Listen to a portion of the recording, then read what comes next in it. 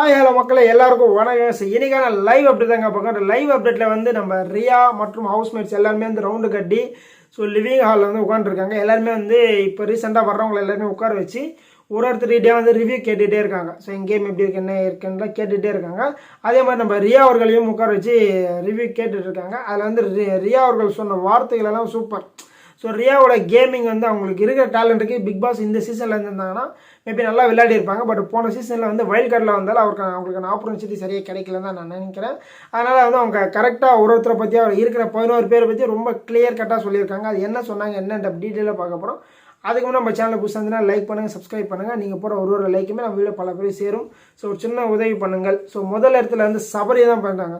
சபரி வந்து ஒரு ப்ரோக்ராம் பண்ணார், பிபி ஃபன்ன்ற மாதிரி ஒரு ப்ரோக்ராம் பண்ணார்.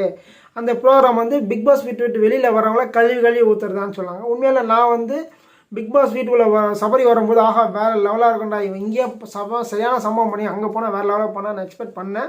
பார்த்தா ஒன்றுமே கிடையாது. ரியாவா தான் சொன்னாங்க. நான் வந்து எக்ஸ்பெக்ட் பண்ணது வேறு, நீங்கள் என்ன பண்ணீங்க, ஒன்றுமே பண்ணலையேங்க அப்படின்னு மாதிரி சொல்லியிருந்தாங்க. ஸோ சபரியோட கேம் வந்து டோட்டலாக அவர் தான் ஸ்பாயில் பண்ணிக்கிட்டார். ஸோ நம்மளுக்கு நான் வைப் பெல்ல எப்படி இருக்கிறது அவர் பார்த்துருப்பார்ல. இப்போ வந்து ஷோ முடிஞ்சோடனே யூடியூப்பில் பார்த்துருப்பாரு. நம்ம எவ்வளோ ஃபேன்ஸ் இருக்காங்க, எதனால நம்மளை லைக் பண்ணுறாங்கன்ற ஒரு விஷயத்த நோட் பண்ணியிருக்கலாம்ல. அந்த மாதிரி வந்து அவர் நோட் பண்ண விட்டுட்டார்.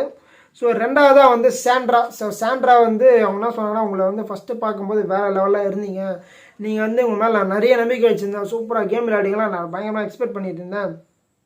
நீங்கள் ஏன்னா சாண்ட்ரா முதல் வாரம் வந்து அந்த இது காட்டினாங்களா, அதெல்லாம் வேறு லெவலாக பண்ணாங்க. அவங்க பண்ணது சீக்ரெட் டாஸ்க்லாம் பண்ணாங்களா, சூப்பராக இருந்துச்சு, செம்மையாக இருந்துச்சு, அதெல்லாம் நல்லா இருந்துச்சு. அதுக்கப்புறம் வந்து போக போக அழுவுறீங்க, 1 வீக் ஃபுல்லாக அழுவுறீங்க, மறுபடியும் அழுவுறீங்க, இதே தான் பண்ணிகிட்ருக்கீங்க. பட்